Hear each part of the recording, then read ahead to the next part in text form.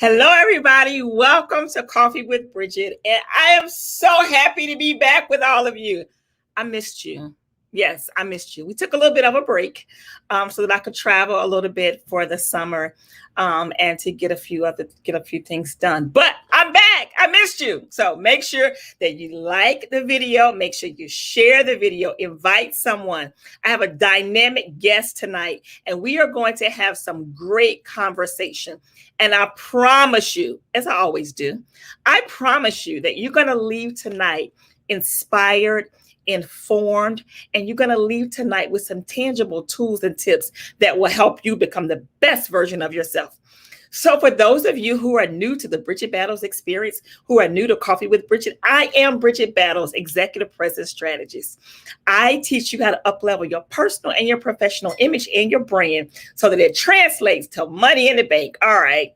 So tonight, without further ado, help me welcome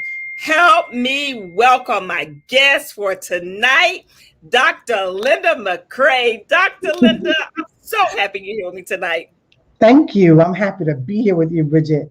Thank you for the invitation. Absolutely. So, I always like to engage my guests and to make sure that, they're comfortable, because I want you to be comfortable while we have coffee tonight, because we probably can talk about some heavy things tonight. Yes. So, yes, listen, I'm enjoying your mug already because I'm a coffinista, y'all, okay? Listen, and if you don't have your Coffee with Bridget mug, y'all, listen, you got to get your Coffee with Bridget mug. It's available on my website. And Dr. Linda, I'm going to bring you one in person. Thank you. So let's talk a little bit. So first of all, can you introduce yourself to my audience and tell them a little bit about you and tell them what makes you so awesome? Wow. Well, I'm Dr. Linda McCrae, and I'm the president and CEO of Hope Counseling and Consulting Services, 8-year-old business providing a full range of behavioral health services. And what can I tell you more about me? I am from Georgia, but have been in North Carolina for more than 30 years and married a North Carolinian and actually went to school here and stayed right here in North Carolina. So I'm an uptown country girl is what I would say. I'm a psychologist, also a licensed clinical social worker, and several other certifications and licenses. But what makes me, I think, dynamic is that I am passionate about what I do.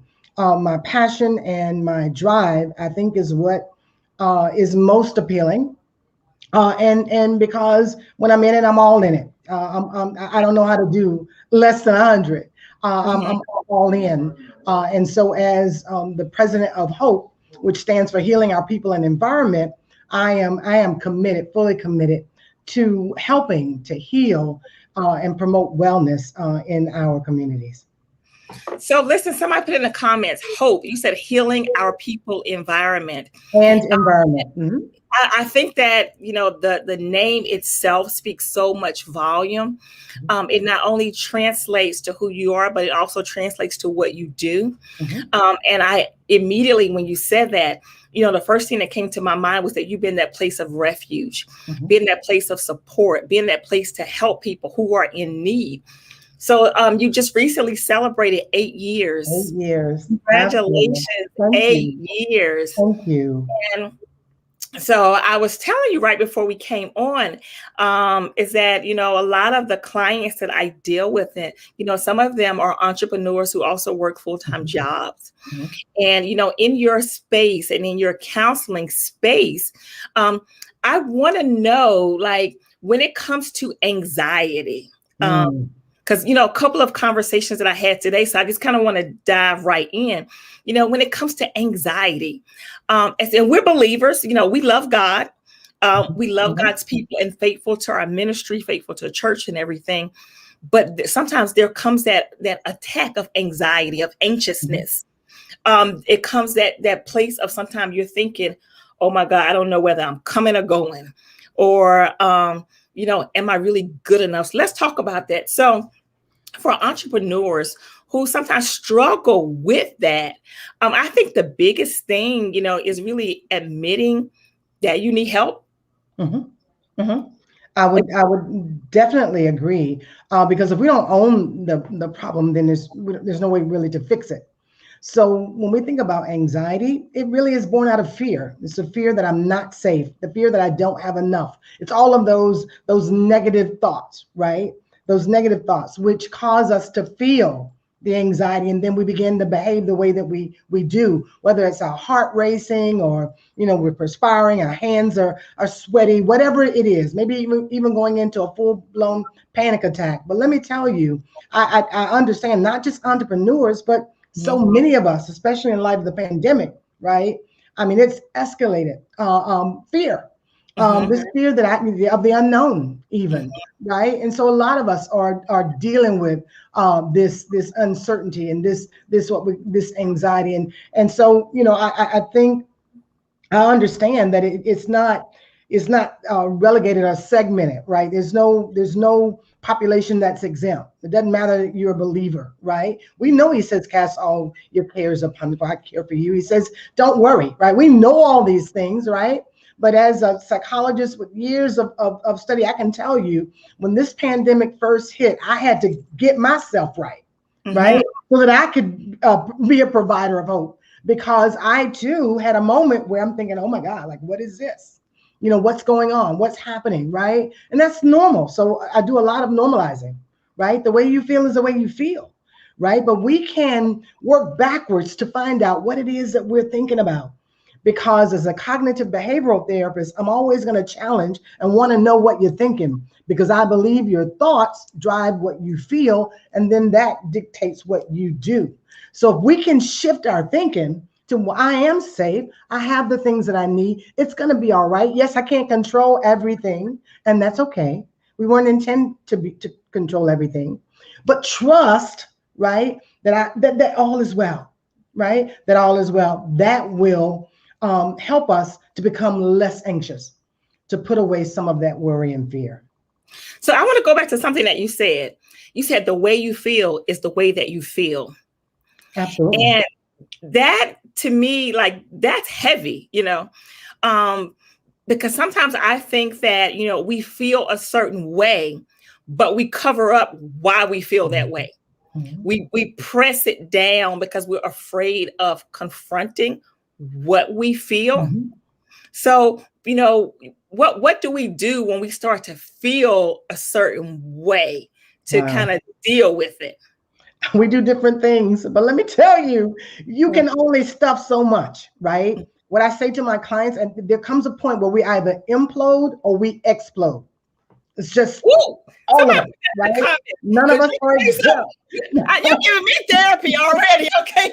You either implode or explode. Or explode, right? So we have to address whatever it is, right? And when I say your feelings are your feelings are valid because they're yours.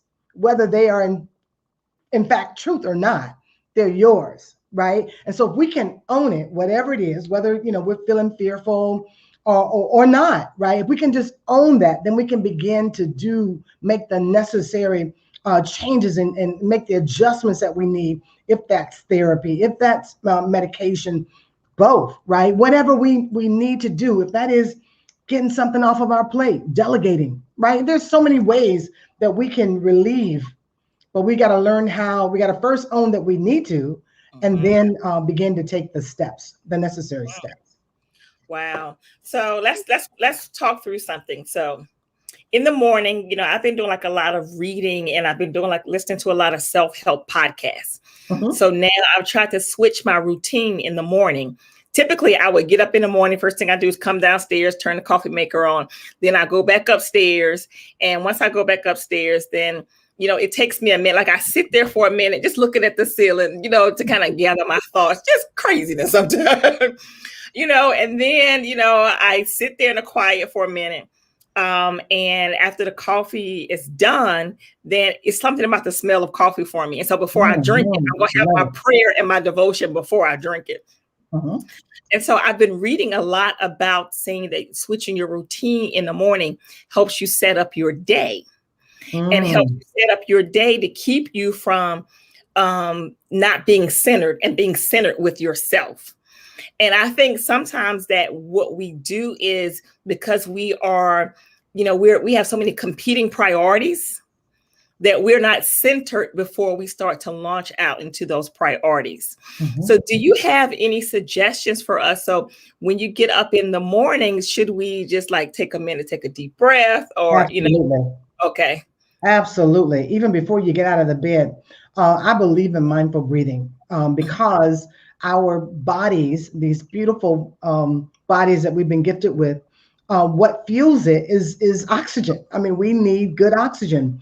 And when we are stressed, when we are anxious, we tend to shallow breathe.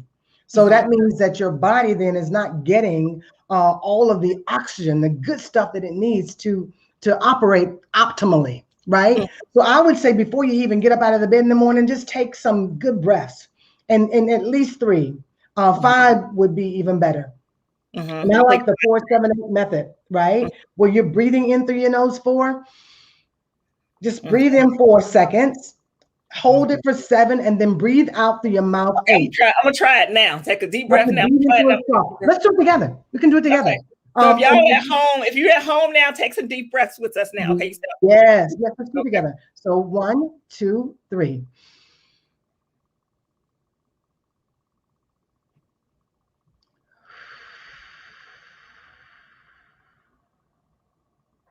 Let's do it one more time. 1, 2, 3.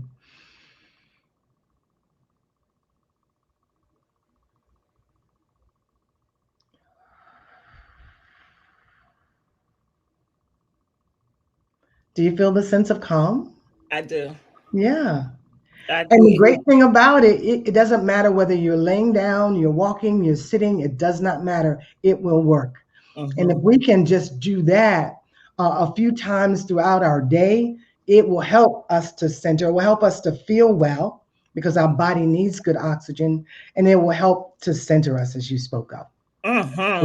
Put it in the comments if you took the deep breaths. Like I do feel the sense of calm. I do feel like a shift in, even in my posture. So like I do feel a sense of relief. A sense of release, and I think that's so important. Absolutely. It is so important.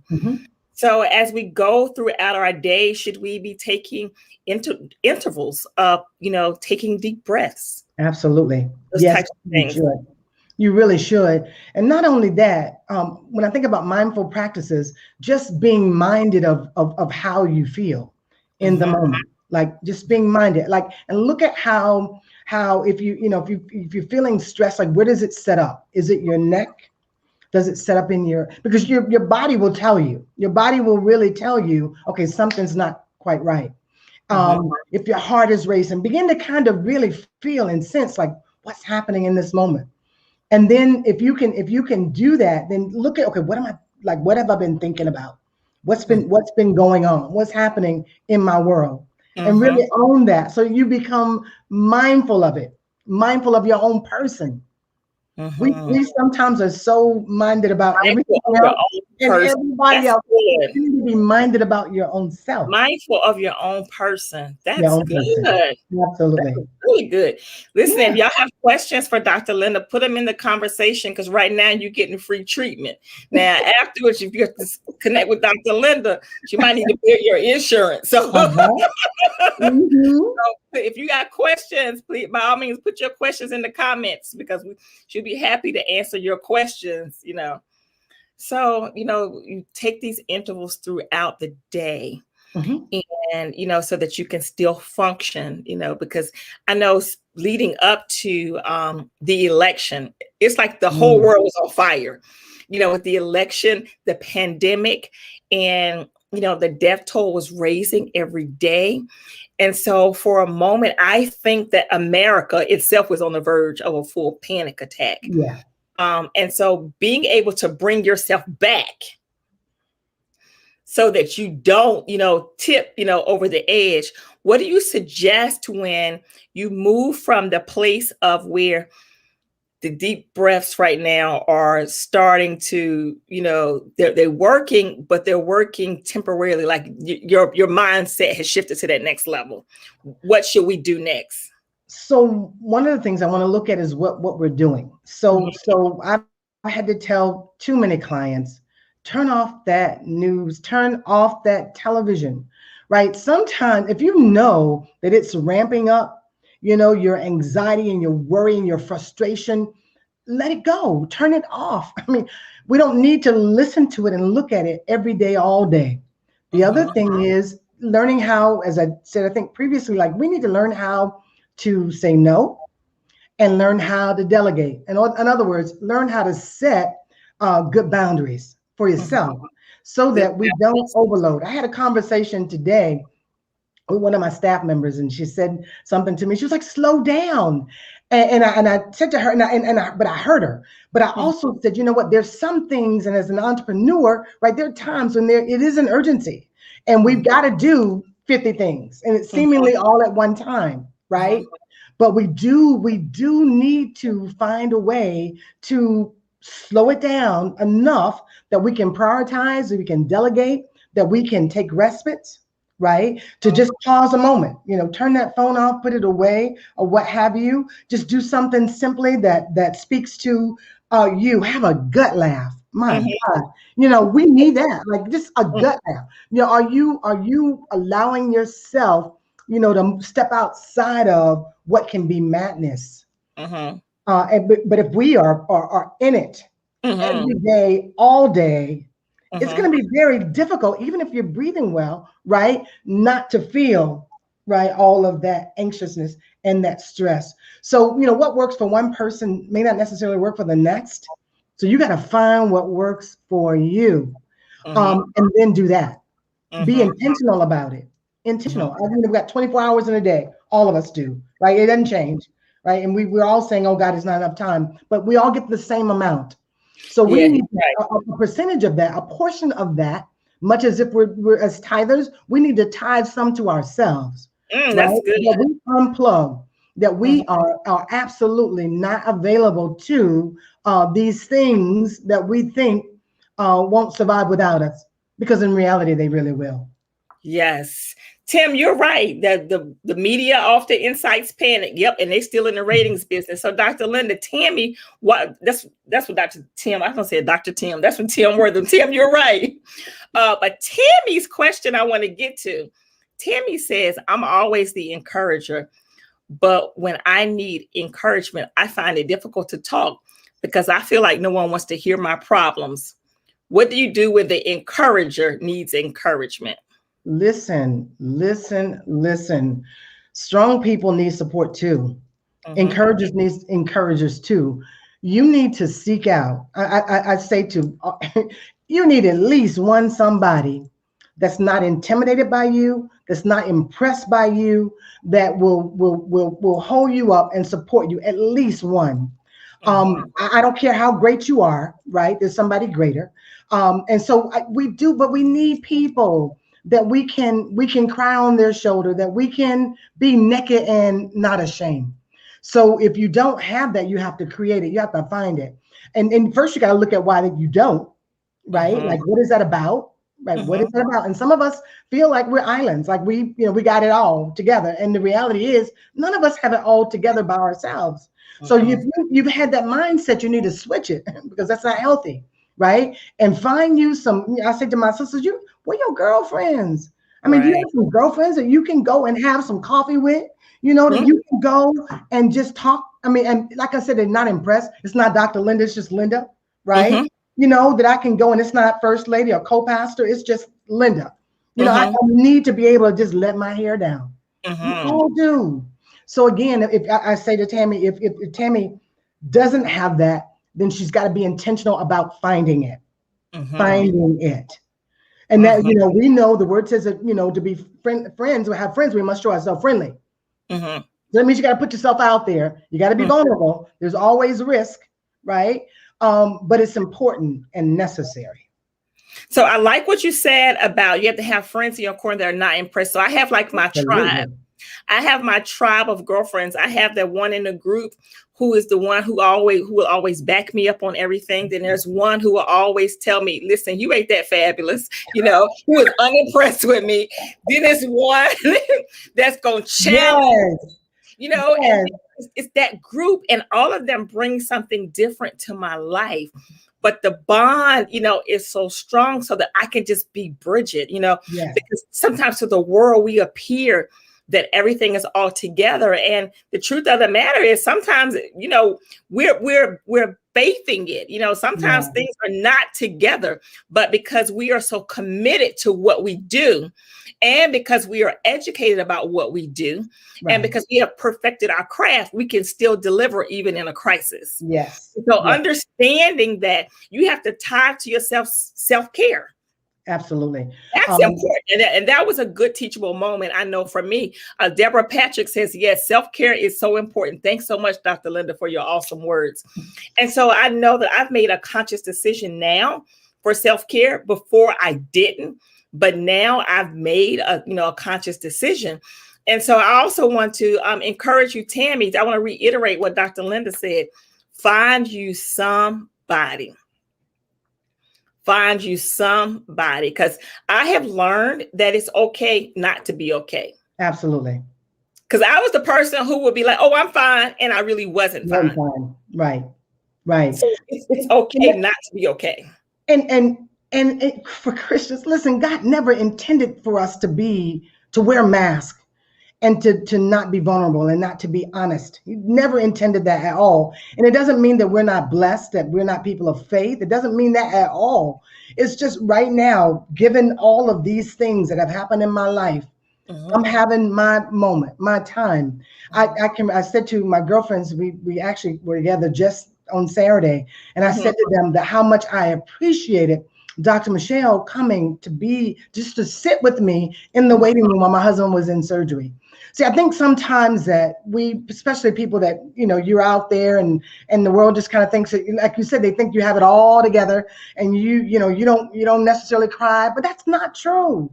We have our moments too. And so to know that someone cares and is concerned and not, in a way to try to know your business or anything of that matter, but just to be there. We had lunch. She came and bought lunch, and we sat and we had lunch, and she just supported me. And what I'm saying is that we need at least somebody that cares. And I'm not, necessarily talking about our spouses or what have you, because we need to look outside of there too. I mean, I think, for women, you need at least one girlfriend, someone that, again, that, they're not impressed with you, all of those credentials. Got a lot of them, but I mean, at the end of the day, we can't take any of that stuff with us, and life still happens. It doesn't matter that you are, you have a doctorate. I mean, life still happens to all of us. And so, we too, as Henry and Allen said, I'm oftentimes a wounded healer. So I'm that's good. Hurting, and yet I am providing healing for someone else. I too can be faced with the very thing. There are times in sessions I can find myself, yet I have to put my stuff away so that I can adequately address what I have before me, because that's ethical, that's right. But we are often the wounded healer. We're not without our own stuff. Everybody's got some stuff that they need to address. The wounded healer. Wow. Like that was powerful. Powerful. Hey, Teresa. That was. Tammy says, I'm trying to get there. Okay. She said she's going to slowly open up, Tammy. Okay. Yeah. Mary says it's good self-care. I needed this in my life. So I hear your passion. I hear your commitment. And so can you share with us why you are so committed to this work that you do? Because like I hear it and I feel it, just in this short time in this conversation, I believe lives are being changed already. I think honestly, it came from me as from a child. I'm the oldest of 5. My mom and dad divorced when I was 9. My mother went through a depressed place before the time of well, we knew that we could, go to counseling and what have you, we didn't know that. I think from that place, having to grow up very quickly, I've always been the person that sought to provide some kind of solace, some kind of solution. And so I think from there, even as a kid, I kind of just knew that helping vein has just been a part of who I am. And then as I began, I thought that I would be I wanted to get my MBA because I wanted to be this briefcase carrying executive. Then I got a call to ministry, and I ended up with my MDiv. And then from there, I started a journey toward chaplaincy and became a professional chaplain. That work, along with my community work, led me to understand that I wanted to be a professional counselor. So all of that, the church, like recognizing that, pastors, although we have a heart for our people, the parishioners, we love them, we want to be there. But I knew there was something that was missing. I like the skill set, right? I had the passion and wanted to provide and be there and support. I mean, I could tell you scripturally what you needed to do. I could tell you, I could anoint your head with oil, and we could do all of that. But there was something still that I did not know. And so from there is where I went on the journey to get my MSW and continued in that vein. So I think it started 9 years old, caregiving in my home, and it just kind of it continued with me all throughout my life. Wow. Like I just, like, you can feel it, you could just feel the passion, feel the commitment, and feel how much that that you're called to serve and to help people and to provide hope. So how did you come up with hope being the name and being the center for this work? Because even in the tools you've given us so far, I believe that we've given people a dose of hope tonight. We've given them something tonight to say, okay, I'm feeling this way. Let me remember what Dr. Linda said. Let me take a few deep breaths. Or let me allow myself, to become centered, and let me allow myself to disconnect and unplug. But most importantly, let me start tithing self-care to myself. So out of all of that, you've given us some hope already, like you served it to us on a platter. So tell us, why the name Hope, and how did that come about? I was sitting in a conference. I'm an 11-year ovarian cancer survivor. Oh, wow. I was sitting I knew that I was going to open my own practice, and I just asked God, for a name. And at the time I knew, a lot of people were living in despair. And when you're in despair, you need hope. You need someone to provide hope, and so God gave it to me. There in that conference, I knew it was hope, and He gave me the acronym, and Hope Counseling and Consulting Services came to be. That was in 2013. Yeah. Wow. Sharon says she loved the mindset of walking in your purpose. Y'all, if y'all have questions, put your questions in the comments. Dr. Linda's going to hang out with us for a little bit longer, so want to make sure that you get your questions answered. So providing people this hope, what has been your greatest reward? Have you had the opportunity to see people who have gone through your program, or who have, you've given them hope, and now the hope that you've given them, now they are transferring that hope to other people, so that, that other people are understanding that this hope that they have and that they've received, that it's available for everyone. Bridgett, give me just 1 second, please. 1 second. So I just think that, until she comes back, so everybody who is watching us tonight, I hope that tonight that you are getting something that will encourage you, that will lift you, that would inspire you, and something that will bring you to the place of understanding that it is okay to take time for yourself, that it is okay for you to say, I need a time out. And it is okay for you to say that I need a break.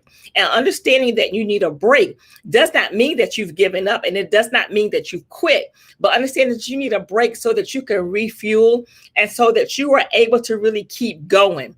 Because being able to walk in your purpose, sometimes it means you need a reset. It means you need a recharge. It means sometimes you need to be refueled. And most importantly, sometimes it means that you need to get to a place of having to look at every single thing to make sure that you're on the right path. Because sometimes our anxiety and our anxiousness comes from a place of where we're trying to force things that don't necessarily fit, where we're trying to do things that we're not in total of alignment with when it comes to our lives. So understanding that needing hope, understanding that being able to walk yourself through anxiety, understanding that you need at some point or another to say, okay, this hope is for everybody. And me having this hope is going to help me because I'm going to be the person to be able to give someone else hope. Thank you, Bridget. Thank you. So your question to me, tell me the question again. So your question, my question is, with this hope, and clients that you've helped, success stories, have you seen someone that you've helped, transition through your phase or through your program and to where now they're a carrier of hope? And so they're sharing this message that, and they're sharing these tools and they're sharing what you've given. Yes, I have. Let me tell you one that I think of particularly. Came through one of my programs and now has his own business, Hope for Felons. Really? Okay. Hope for Felons. And so as a federal probationer, he came through our program and now is providing services and resources for other probationers. Wow.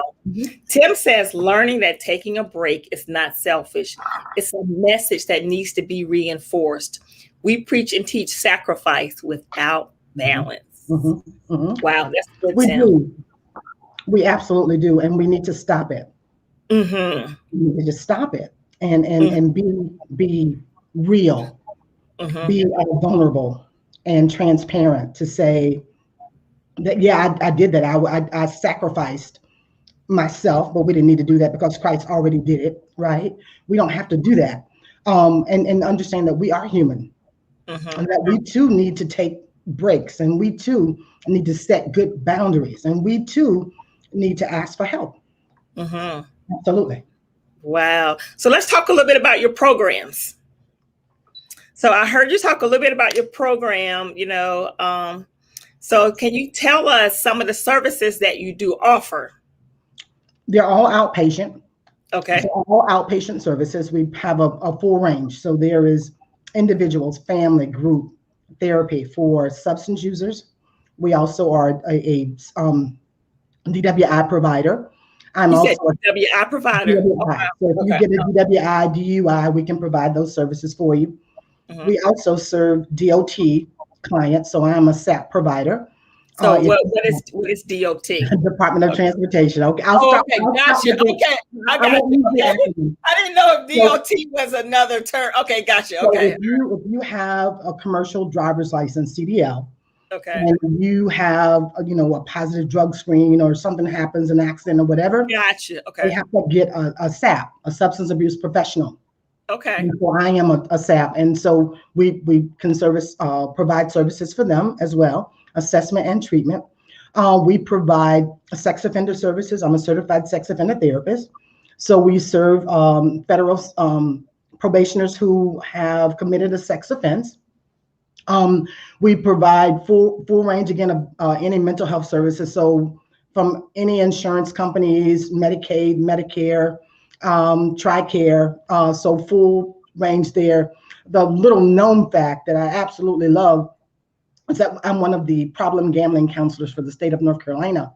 And so if you have a problem with gambling, the state will actually pay you. Like going to the casinos and all of that good stuff, right? See, some people can be responsible and others cannot. And so if you know that you have a problem, then we can actually provide services for you and your family, and the state will actually pay me to do that.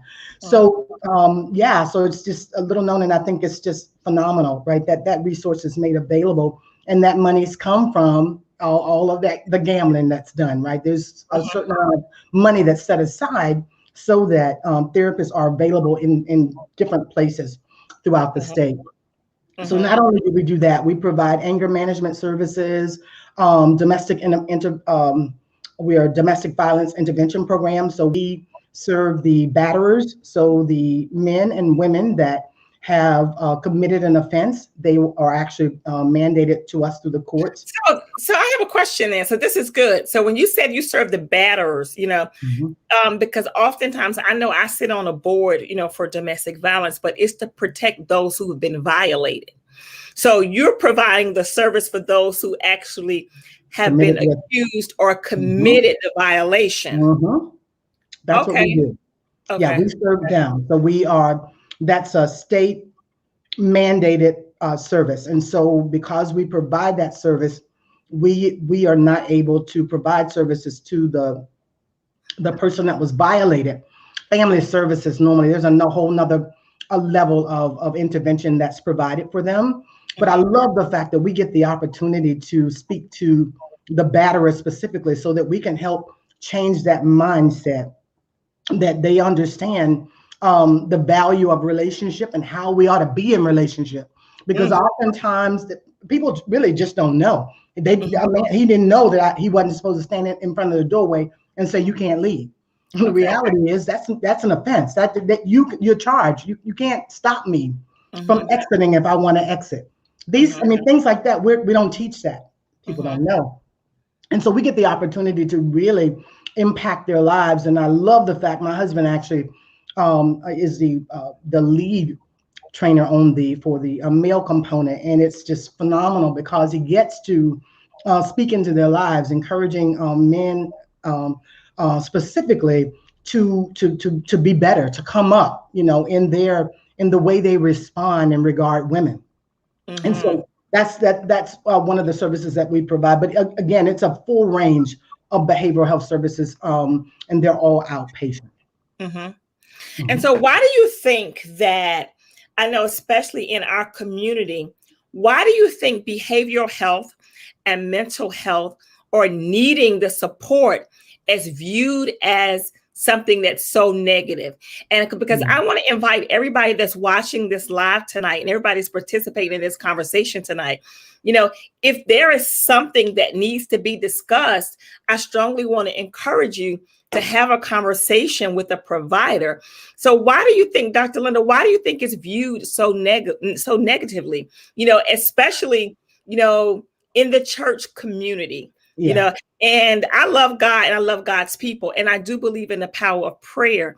But I also believe at some point, like, you may need to go lay on somebody's couch, You need a specialist. And, and the reality is we don't tell a person, I was going through oncology. I had to go to an oncologist, right? You don't tell a person that has a kidney disease not to go and see the kidney doctor, right? Or the nephrologist, I think it is. You go to a specialist. And so I think in the church, because the church was at one point everything, right? Because we didn't have no money. First, we didn't know that we needed to go to therapy. We didn't have money. We didn't have access, right? So the church was everything. It was everything to us. And so the pastors did the best they knew how to do.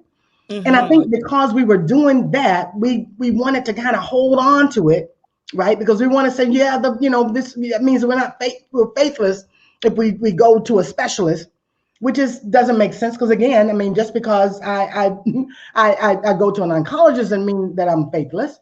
So if I have a behavioral health need, if I have an addiction, if I'm strung out on some illegal drug or prescribed drug, or I've got my moods are, I'm all over the place, it makes sense that I need to go and see a therapist. I need to go and see a professional. And so I think another reason why I exist is because I want to dispel that myth that we don't, that there's something wrong with us or you're faithless if you seek therapy. That's a lie. That means you're wise. Say that again. You're wise. Turn your mic up. If I was in church. Say that again, Dr. Linda. Listen, you better go get the help that you need. And it doesn't mean, and honestly, I believe that God always makes a way of escape for us. But oftentimes we don't take it. And so when he's provided, he's allowed me and others like myself to go and get the schooling and your skill sets, why would you not use what God has made available? That's total ignorance for you not to do that. I would have been a complete idiot not to go when I was recommended to go to this oncologist, not to go when I was diagnosed ovarian cancer. So it's the same sphere, but I think it's ignorance, really, Bridgett. It just gets down to ignorance, and I think some pastors still are struggling with, finding that balance, how to release that power, that hold, right, that I've been able to have all these years. And some of our parishioners, some of our people, some of our sisters and brothers are suffering, and some suffering, absolutely suffering in the pews and suffering, in their homes, in silence, and some, sadly, haven't made it. I mean, they're not here tonight because we've not been responsible. And I say we, I'm talking about we as religious leaders. Wow. And I put myself in that same category. We have been irresponsible in many ways. And so, yes, hear me say, as one that believes in God and believes in the strong power of God, the healing power of God, that there are times that we need to process, that we need to work through.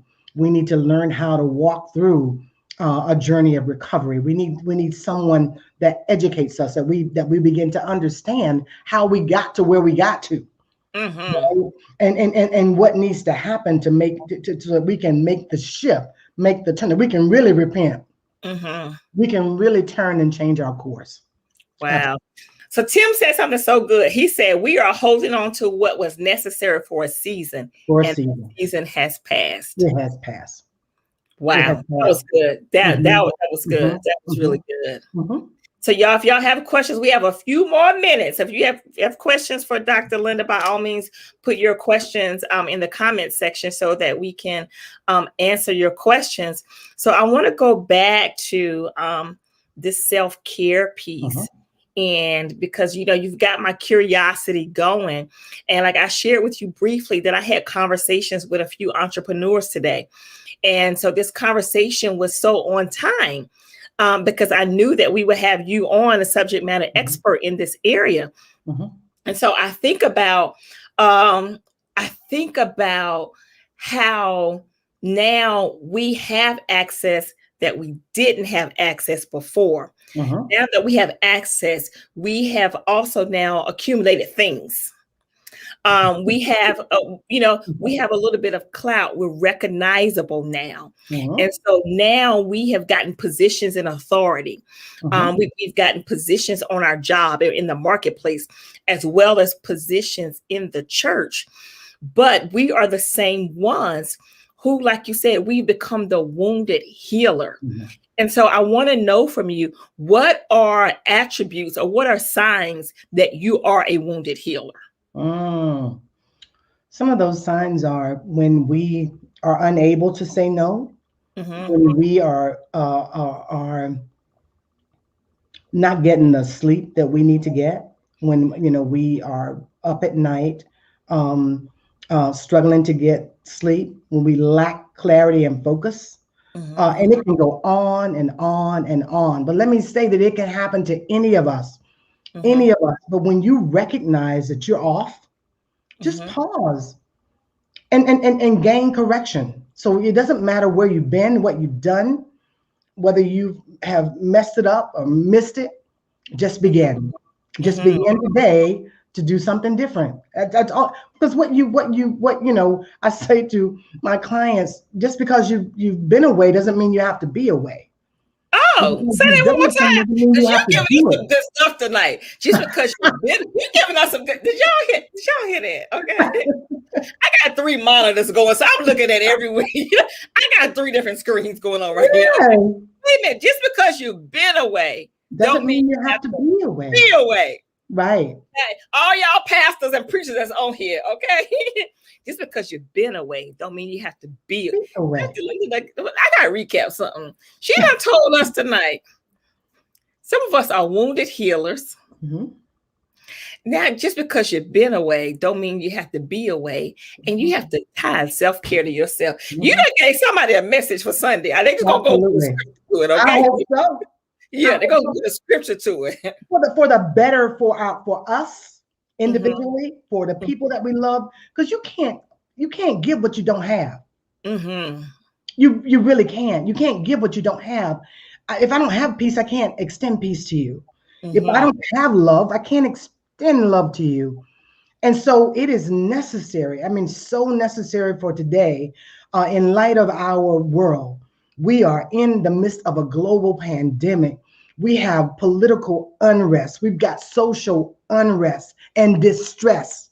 When I Hmm. tell you people are living in distress, um, don't be messing with people today, because this is not a good day to be messing with nobody.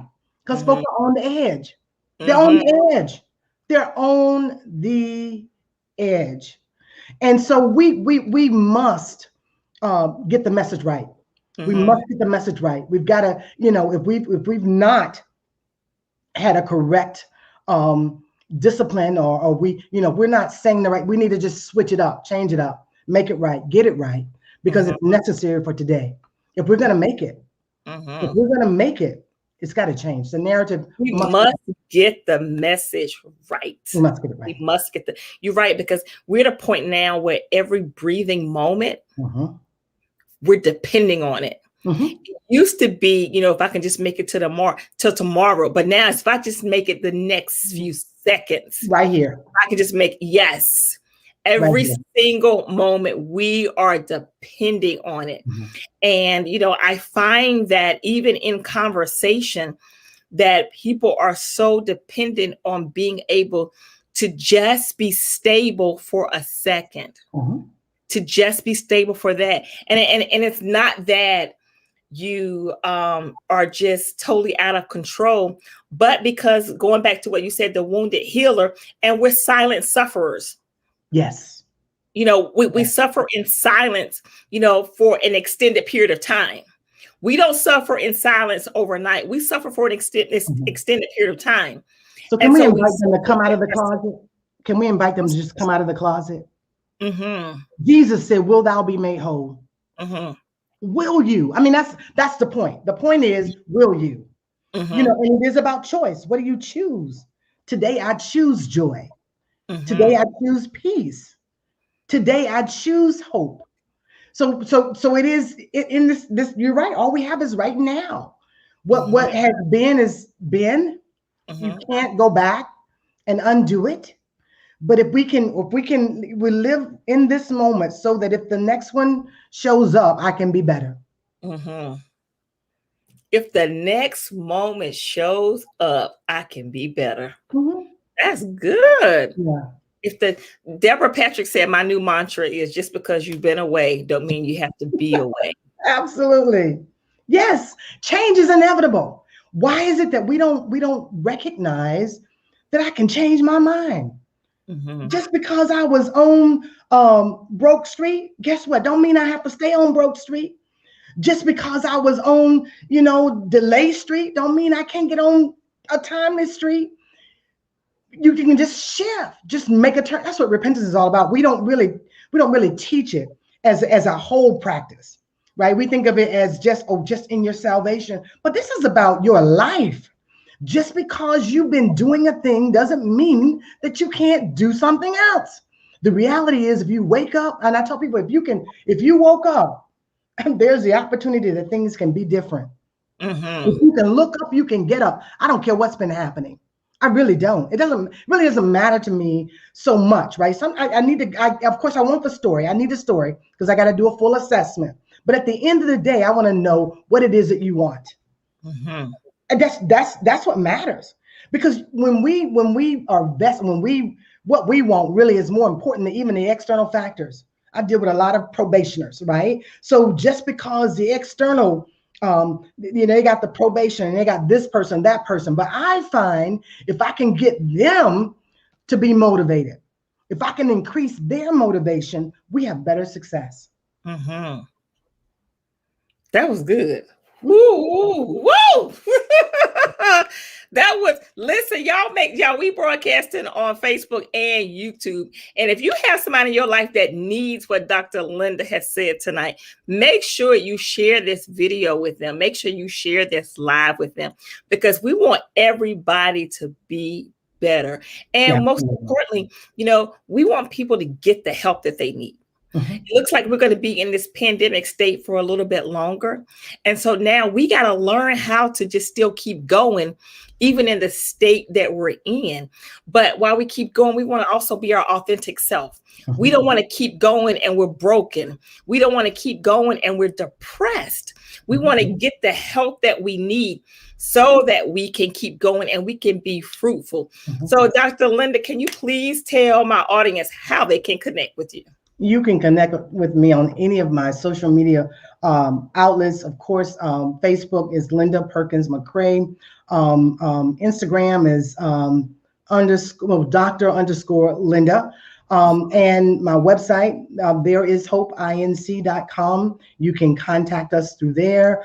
My email address, info@thereishopeinc.com. Any of those ways. And of course, my phone number, 336-631-1948. We would be happy to reach back to you.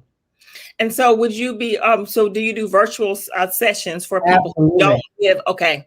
Yeah, we had to because of this pandemic. There was, and I would say probably at this point, 70% of our services is virtual. We provide either video or phone consult, although we do have some in-person visits, but yes, we provide virtual care. So, Dr. Linda, wow, tonight was everything I expected and more.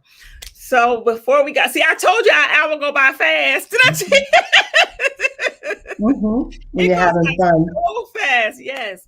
So if there's any piece of advice or anything that you would want my audience to leave with tonight, what would you say to them so that tomorrow can be a better day for them? I would say be honest with yourself. Get in touch with your thought life. I say that because we tend to just whatever thoughts come up, we will just bring them to life. And let me say, you don't have to do that. Just because you have a thought, you don't have to embrace it. But if you don't address it, the thought will ruminate. It gets larger. So we have to learn how to challenge and change our thoughts. And so that's what I would encourage you to do. If you know that your thought life is jacked up for whatever reason, right? Let's work on finding a way to stop those thoughts and replace them with what is positive, what is good, what is healthy and what is wholesome, what is best for your life. And I just encourage you to do that. And I also would say, in the being honest, if you know that you've done all that you know to do, and you know that it's still there is more that needs to be done, I would strongly encourage you to get the help that you need. I know I'm not the only therapist. There are very capable therapists in so many places, but please. And then I would say, if therapy alone does not help, then let's consider medication. That's another thing that we have thought to be taboo, which doesn't make sense. So when my oncologist recommended chemotherapy, I would have been not smart, right, to not take that medication. So I would encourage you, if your psychiatrist, your psychologist, your therapist, they recommended after therapy, because I think we should always start with just therapy alone. I think in most cases, I would say that. In some cases, I would automatically say therapy and medication. But if that is not enough, then let's get the pharmacological help that we need, because it is available. It really is available, and we can use substances that are prescribed rather than not, causing ourselves to have legal complications. And other things that we won't get into tonight. But that would be what I would encourage you to do. Ladies and gentlemen, I hope that you have enjoyed this time because I certainly have. I hope that you take away some of the amazing nuggets that Dr. Linda has given us. And I just want to recap a few of them because I'm going to be putting them in my journal tonight. Number one is make sure you tie self-care to yourself. Number two, just because you've been away doesn't mean you have to be away. And number three, take inventory. You can identify if you've become a wounded healer. And if you don't have somebody in your life that you can be totally naked and transparent with to say, this is how I feel, because your feelings are how you feel, get that person in your life.